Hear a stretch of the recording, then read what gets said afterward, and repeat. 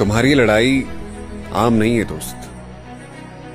तुम वो बदलने चले हो जिसके बदलने से पीढ़ियां बदल जाएंगी। लोग तुम पर यकीन कर रहे हैं, तुमसे उम्मीद लगा रहे हैं। बस तुम पीछे मत हटना, लड़ते रहना। तुम्हारा आज का लड़ना बहुत से लोगों का कल बदल देगा।